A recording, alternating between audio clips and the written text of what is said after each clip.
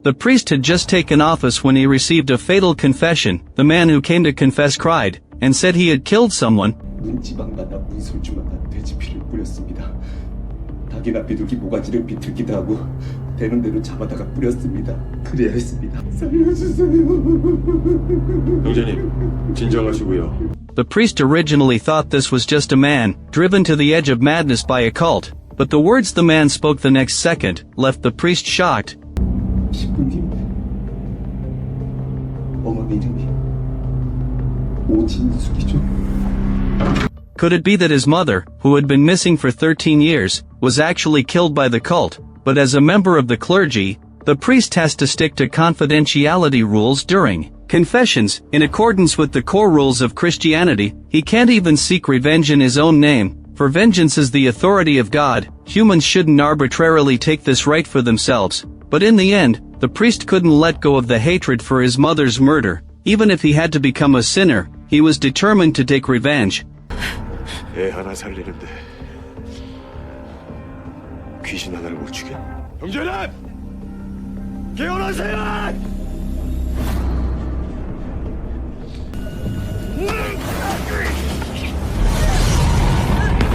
In June 2006, Ms. Wu Jinshu, a single mother living in a residential area in Songnam, suddenly disappeared after leaving her son behind. Because the police didn't conduct a thorough investigation at that time, the case was eventually hastily classified as a voluntary departure from home. Many years later, the cult expanded rapidly in South Korea, and cases of murders committed by the cult started happening. The male lead, Young Do-won, was the son of the missing Woo Jin-shu. Now he had become a Christian believer, and successfully graduated from a seminary. He had a great chance of becoming a new generation priest. 정동 미카엘, 잘해낼 수 있겠어?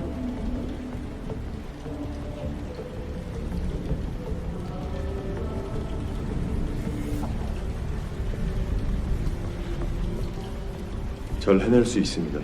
Young Do-won also said that over the years, he had always regarded Father John as his biological father, and he had felt full of love from Father John. Therefore, he had the values of a normal family. There was no need to worry about this aspect. Later, Father John handed Young Do-won a box, which contained a cross bracelet. This was a gift from Father John to him, because Young Do-won was the most outstanding among this group of students in the seminary. With good conduct and firm faith, he was successfully appointed as a priest. During the ceremony, Young Do-won turned his head and saw the illusion of his mother sitting below. Young Do-won's heart was filled with mixed emotions. On the other side, police officer Eun-young was answering a call on the street. Currently, she was following up on a college student's disappearance case. The child's mother stood on the street, distributing notices about her missing son to passers-by. Only after Eun-young read the hospital appointment text message in her hand, did she go over to help the mother. At the same time, Young Do-won quickly arrived at the church to start his work. Soon, someone walked into the confessional to make a confession. 하나님의 자비를 굳게 믿으며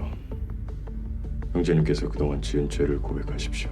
The man asked Young Do-won if he knew about the recent college student disappearance case. He said this incident was also done by those people. Young Do-won asked who those people were, but the man rambled in a confused manner, saying he was Lee Ho-jun. He said he was a sinner, and they had killed someone. Young Do-won asked if he meant he had killed someone in his heart. The man instead asked, can someone who is killed also be forgiven? After Young Do-won said that God would forgive all of us, the man finally spoke, his voice trembling. Those people sprinkled pig's blood on every threshold and every doorpost. They also twisted the necks of chickens and pigeons. He didn't want to do it, but they forced him to. Young Do-won pressed him to explain what having to do it meant, but the man avoided the question, saying he had sprinkled deer's blood and pasted talismans again that day. It was clear that the man was mentally unstable. He kept begging for God's forgiveness, and hoping the priest would save him. 신부님, 어머니 이름이 오진숙이죠? After saying this, the man ran off as fast as he could. When Young Do-won chased after him, he just caught a glimpse of the man's figure. Young Do-won hurried to catch up. The two chased each other through the narrow alleyways, but just as Young Do-won was about to catch up, a car happened to block the way. Young Do-won not only failed to catch the man, but also got yelled at by the driver. After going back to the church, Young Do-won asked the nun if there was a church member named Lee Ho-jun. The nun immediately said there was such a person, so early the next morning, young Do-won went to Lee Ho-jun's residence, according to the address he found. But after knocking for a long time, no one came to open the door. The next second, a loud noise came from inside the house. Afraid that something had happened, young Do-won went around to the back of the house to peek. He saw a figure hurrying away. Young Do-won quickly climbed through the window, only to find the bedroom door, pasted with talismans, slightly ajar. He pushed it open carefully, and saw Lee Ho-jun huddled under the quilt. Young Do-won approached the bed and called Lee Ho-jun's name softly, but there was no response at all. When he reached out and pushed,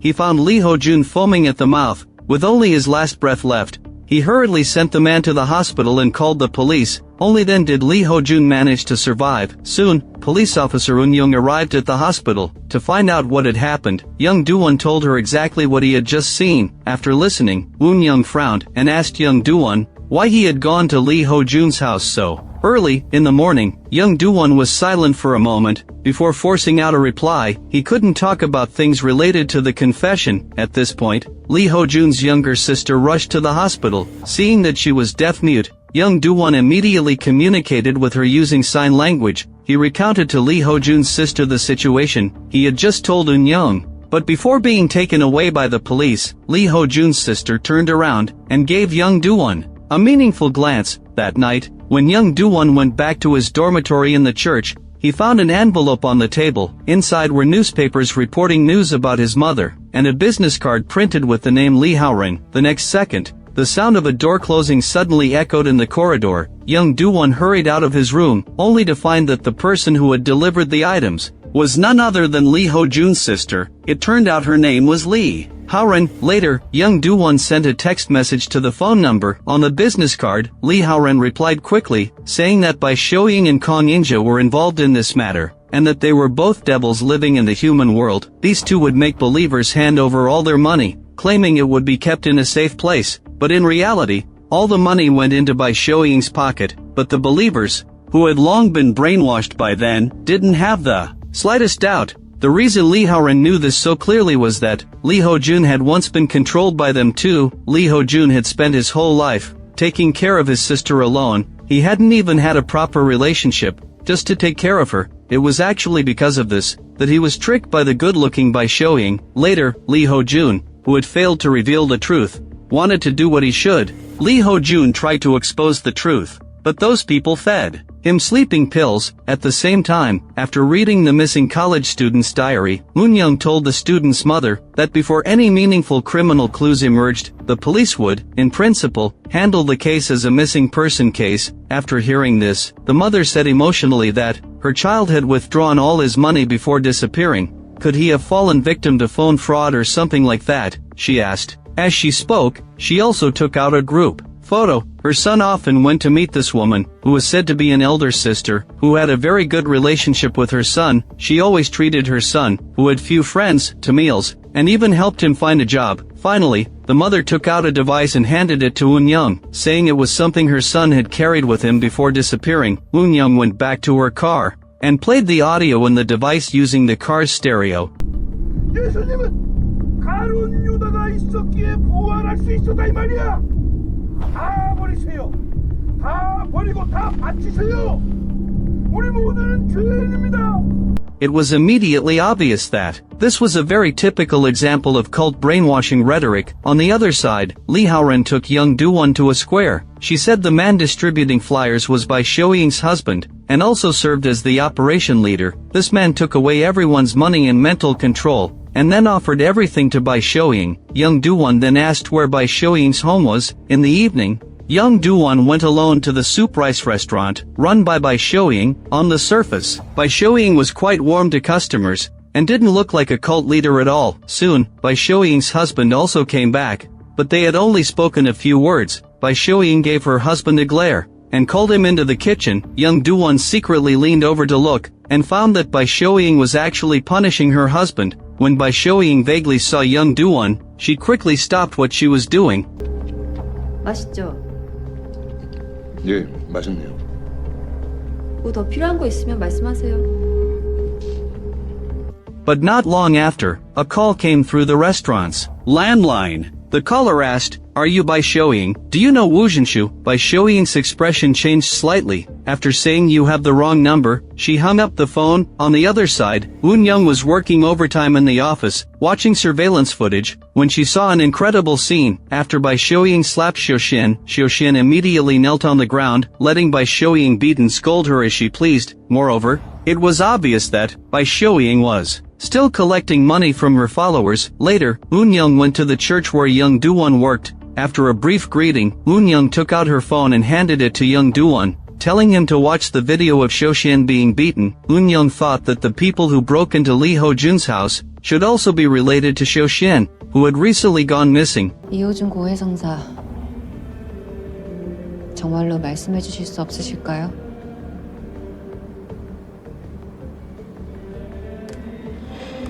After hesitating, Young Do-won still didn't tell Woon Young the truth about the confession. Instead, he took her outside to have lunch. While eating, Woon Young suddenly asked Young Do-won if he knew about cults. Why do those people become so addicted to cults? Woon Young had thought a lot about it these days, but still couldn't quite understand. Why do they believe in cults so blindly? Young Do-won replied, maybe it's because faith has different levels. Unexpectedly, Woon Young said somewhat shyly that she herself had no faith. This kind of situation is considered unusual even in South Korea. As the two were talking, Woon Young suddenly received a call from her subordinate. The subordinate found that there was a case 13 years ago that was very similar to the recent missing person case. At that time, a single mother suddenly disappeared after leaving behind her 15-year-old child. Moreover, the pattern before the disappearance in both cases was also very similar. In both cases, the child was ill. The missing person ran around everywhere to treat the illness, and finally fell into the cult. The subordinate also told Woon Young that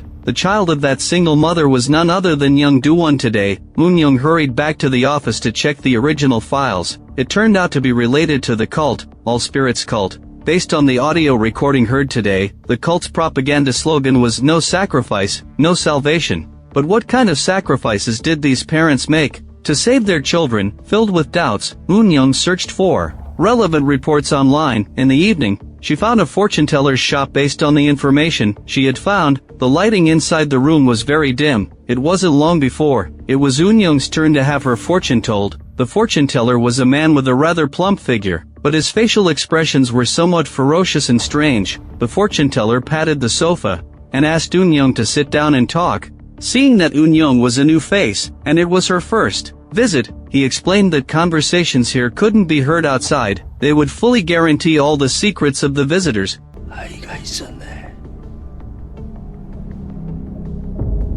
가만. 근데 왜 피 냄새가 나지? 맞지? But the next second, the fortune teller, with an evil smile on his face, suddenly stepped forward and grabbed Woon Young by the neck. He demanded to know who had sent her. Woon Young quickly reacted, pinned the fortune teller to the ground with a reverse move, and restrained him with handcuffs. The grounds for arrest were illegal collection of rare items and illegal drugs. In this way, the fortune teller was taken back to the police station for investigation. Woon Young asked him why he had suddenly attacked her, but the fortune teller retorted, "Did you come here as a guest?" Woon Young didn't bother to pay attention to such low-level provocation. Instead, she continued to ask if the fortune teller knew Wu Zhenshu. It turned out that Wu Zhenshu had first received the fortune teller's business card before coming into contact with Xianxingyo. But the fortune teller not only refused to answer the question, but also rambled incoherently about blood being everywhere, and that family members and relatives all had short lifespans. Angered, Woon Young immediately slammed her hand on the table and stood up. She had originally planned to interrogate him again. When he became more sober, 네가 죽었어야 다른 사람들이 살았을 건데 그래야 애기도 살고.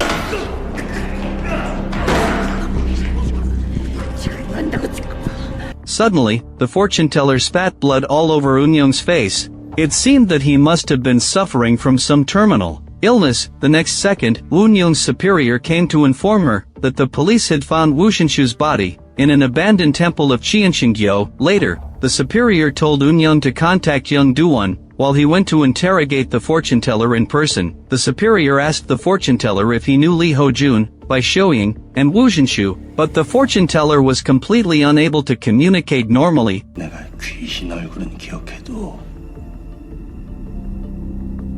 사람은 잘 모르겠어. 사사의 육장 새끼가. Woon Young pushed a file in front of Young Do-won. Young Do-won lifted the file with trembling hands. Memories of his mother when she was alive couldn't help but surface in his mind. He tried to hold back his emotions and asked how his mother had died. Woon Young explained as gently as possible. The autopsy results showed that Woo Jinshu's throat had been cut, but it was still unclear whether the cut was the direct cause of death from physical trauma, or if it was inflicted after her death. After listening, Young Do-won gritted his teeth and asked who had done it. Was it the fortune teller who had just been arrested? Woon Young quickly denied it. Although the fortune teller was a major suspect, there was still a lack of conclusive evidence, and the police were still investigating. The only thing Woon Young could confirm now was that Young Do-won's mother's body had been found in Joy Mountain, where the fortune teller had stayed. Just as Young Do-won's emotions were churning inside, Woon Young suddenly asked if he had suffered from a serious illness as a child, if his mother had taken him to prayer houses or temples, and if there were both crosses and talismans hanging in his home. These questions left Young Do-won somewhat stunned.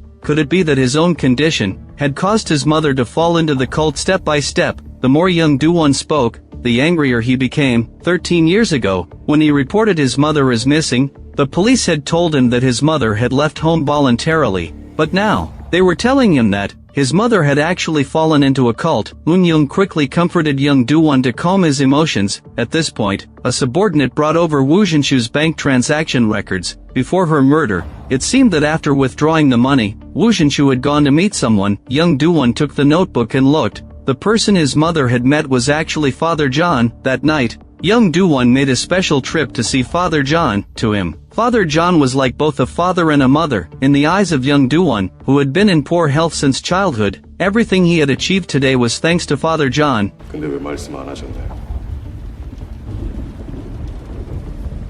저희 어머니 그 전에 만나셨다면서요. 이호준이 고해를 하면서 제 어머니가 실종되고 우리 집 문 곳곳마다 있던 돼지 피까지 정확히 언급했습니다.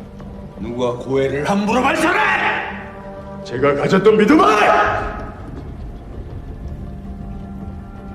전부 가짜입니다.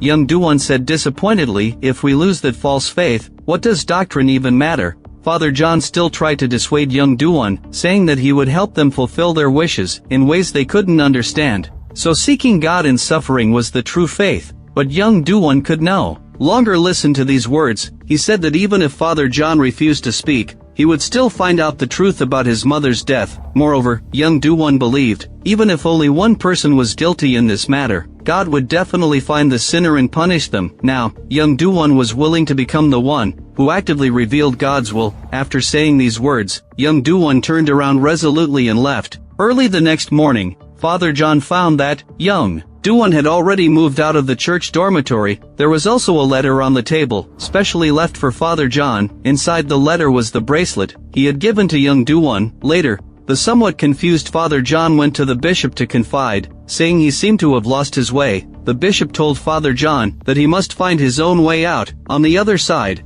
Young Do-won had already started following the suspect. He waited outside the police station and successfully caught up with the fortune teller who had been released. So Young Do-won followed the fortune teller to his residence. The day before, Lee Hao-ran had contacted Young Do-won, saying that Bai Shouying would definitely go to the fortune teller's place that day. It turned out that Bai Shouying's child had been in poor health before. To keep her child alive, Bai Shouying had deceived Woo Jinshu and finally sacrificed her. Now their child had fallen ill again, but this time, they believed they had to offer the blood of a young and healthy young person, which was why they had abducted the male college student. Then Young Do-won stepped into the room in a few strides. Sure enough, he saw the symbol representing the cult. Then Young Do-won met the fortune teller. Before Young Do-won could say anything, the fortune teller poured him a glass of wine, and said, after 2 glasses of wine, even ghosts that can't be seen will become visible. Unable to refuse the warm offer, Young Do-won had to drink it all in one go. Only then did the fortune teller ask Young Do-won what kind of fortune he wanted to tell. Young Do-won immediately replied that he was looking for his mother. 안 보이는데 어디서 객사를 했나? 찾지 마! 계속 찾으면 목이 하나 잘려야 끝나. After drinking the second glass of wine, the fortune teller looked up at young Do-won again. After a moment, he said with a ferocious expression, "There are 3 faceless ghosts, and you're actually a Christian, aren't you? Why would a Christian come to me to have his fortune told?" 예수쟁이 아닌데요. 너 오진숙 씨 아세요?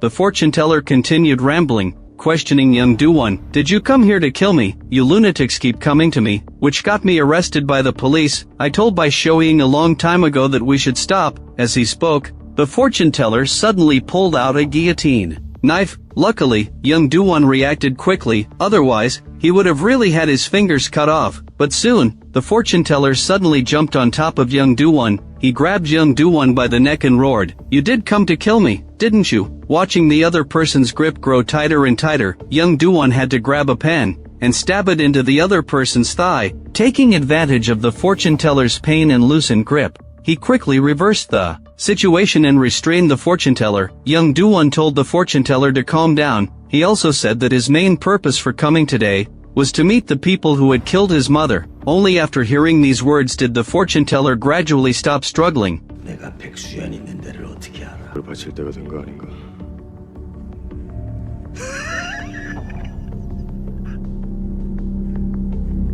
공부 많이 했네.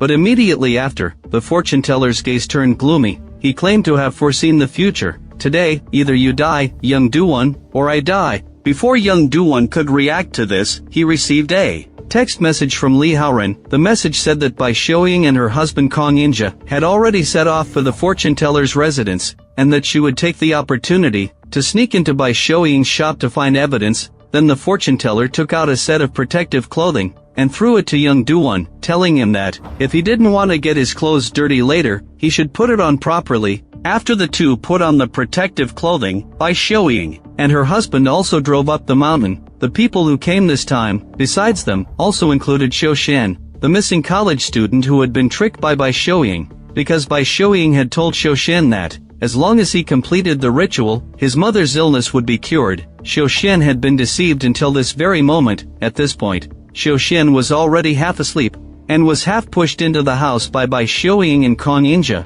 But as soon as she got into the house, Bai Shoying noticed there was an extra person. She demanded to know from the fortune teller who this person was. The fortune teller replied indifferently that his health was very poor now, and that the young man was an assistant he had found. Although Bai Shoying didn't press further, she still felt somewhat skeptical, but the sacrifice was still more important now, so they quickly lifted Xiu Shan onto the table, and took out the talismans they had prepared in advance, tucking them into Xiu Shan's hand. Then Bai Shoying took out a handkerchief soaked in a sedative, and covered Xiu Shan's face with it. When she lifted it again, Xiu Shan had already lost consciousness. The next part of the work was now up to the fortune teller. After the fortune teller quickly killed a black chicken, he wiped the chicken's blood onto Xiu Shan's forehead. Now only the final step remained, that was to slit Xiu Shan's throat with one cut, to complete the sacrifice ritual. But the fortune teller only waved the knife aimlessly. The blade in his hand never fell. An expression of impatience immediately appeared on Bai Shoying's face. The fortune teller had to pick up a wine bottle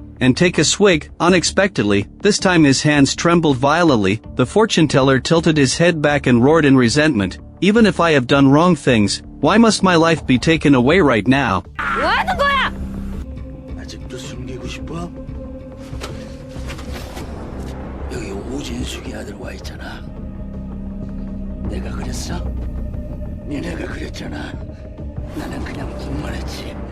But no matter what the fortune teller said, Bai Shoying just watched coldly. But the more the fortune teller roared, the more frantic he became. He suddenly raised his knife and charged at young Do-won. Luckily, young Do-won reacted quickly and dodged several slashes in a row. The two of them exited the plastic shed, one after the other. At this very time, dark clouds suddenly covered the bright moon. The fortune teller suddenly seemed to realize something, and kept tilting his head back and shouting, "Kill me!" The next second, a loud thunderclap boomed. The fortune teller suddenly spat out blood, then collapsed and died on the stairs. This sight of an evildoer being punished by heaven immediately frightened the timid Kong In-ja. When young Do-won returned to the plastic shed again, he threw a knife at Bai Shoying's feet, and asked, "Is this how you sacrificed Wu Jinshu too?" Bai Shouying immediately picked up the knife and swung it at Young Du-won, but Young Du-won didn't dodge at all. It was only then that Bai Shouying noticed the camera he had set up in the corner.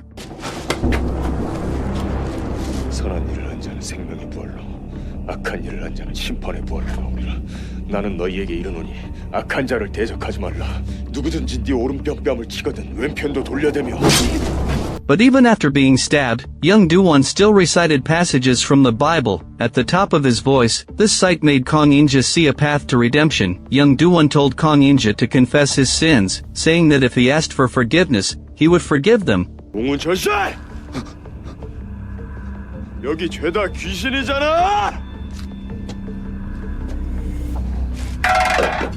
Kong In-ja knelt down on the ground, trembling. He begged Young Du-won to tell him how to completely cure his child. Young Du-won looked at him with a calm gaze, but what he said was actually the rhetoric of the cult: no sacrifice, no salvation. Just as Abraham offered his son Isaac as a sacrifice, he also said, "I am not dead, but asleep." Both of these sentences are from Christian doctrine. The first sentence embodies obedience and faith. Only through complete devotion can one obtain God's promise. The second sentence shows that death is only a temporary sleep. Combined, these two sentences make it clear that Young Du-won was guiding Kong In-ja to take extreme actions. As expected, Kong In-ja understood that he had to offer something precious in exchange for his child's recovery. 형제들!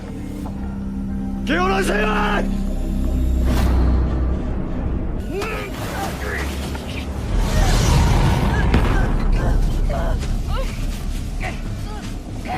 Young Du-won stood coldly aside and watched as Kong In-ja killed Bai Shouying. At the same time, Li Haoran had sneaked into Bai Shouying's shop and was searching around. Soon, she found a cabinet locked with a combination lock in the room. She quickly took out a notebook filled with numbers and tried each number as the password one by one. After several consecutive attempts, she finally managed to unlock it. Inside was a notebook recording the list of cult followers, but suddenly, two cult members appeared behind Li Haoran. Luckily, Moon Young, who had also come to check the list, arrived just in time and saved Li Haoran. Moreover, they also happened to find the child, who had taken the wrong medicine, and quickly sent him to the hospital for emergency treatment. On the other side, Kong In-ja drove to the place where he planned to dump the body. Along the way, the words Young Du-won had spoken echoed in his mind, like a spell. In the end, he and his wife walked towards the sacrifice together. At the same time, Bai Shouying and Kong In-ja's child successfully escaped danger. The child was moved to a regular ward,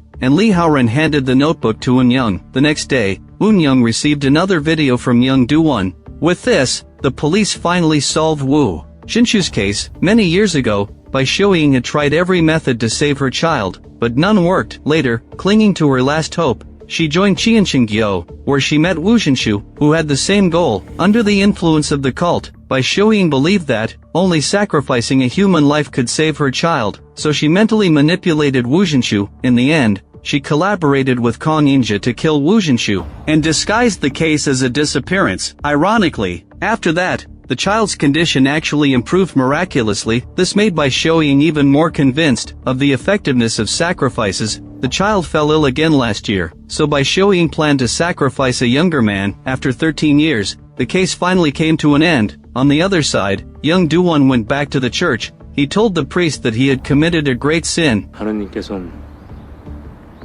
모두 용서하신다. 왜 저에게 벌을 주시지 않는 걸까요? 아무것도 묻지 않을 테니 아무것도 말할 필요 없다. After he finished speaking, the priest handed him a letter, left for Young Du-won by Father John. It turned out Father John had chosen to leave. He apologized for not violating the clergy code, to tell Young Du-won the information he had learned in the confessional many years ago. Therefore, John decided to leave, and recommended Young Du-won to take his place. After the ceremony, Bai Shouying's child followed Moon Young to find Young Du-won for confession. In the confessional, the child said that it was because of his illness that his mother and father had killed others. He said he was an out-and-out sinner. The child asked Young Du-won to forgive his parents for the crimes they had committed against him and his mother. 나는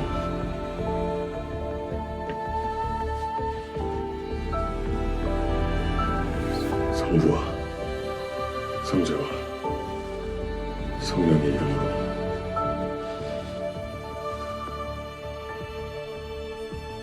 이 교우의 죄를 용서합니다. But after leaving the confessional, the child told Eun-young that he had come out without answering the priest's question. It turned out Young Do-won had told the child that he was the one who had killed his parents. But this time, the child couldn't bring himself to say that he forgave Young Do-won. 어떻게 하고 싶은데? 생각해봐도 돼요? This is where the story ends. At the end of the movie, although Young Do-won completed his revenge, he also regarded himself as a sinner and punished himself. Young Do-won's transformation is the most heart-wrenching plotline in the whole film. He was originally a kind man who believed in God, and saw Father John as family. He believed that faith could bring redemption, but when he discovered that his mother's death was related to a cult, and even the priest he trusted had hidden the truth, his faith collapsed. He began to investigate the case himself, and in the end, he even used the cult's rhetoric to guide Kong Inja to kill by Shoying. He clearly wanted to avenge his mother, but unknowingly became the kind of person he hated the most, someone who solved problems with extreme methods, perhaps when fighting evil. Once you use evil means, you yourself become part of evil. The most terrifying thing about cults has never been the gimmicks, like drawing talismans or sprinkling blood, to pretend to have supernatural powers. It's that they can disguise evil as goodness. They told by Shoying that the sacrifice was to save her child. They told believers that handing over money was for their own safety. They even made the controlled people believe that what they were doing was right. Cults exploit their weaknesses, then take advantage of their vulnerabilities to drag them into the abyss. Finally, I sincerely hope that everyone can stay away from cults. If you like my channel, please give it a thumbs up and subscribe.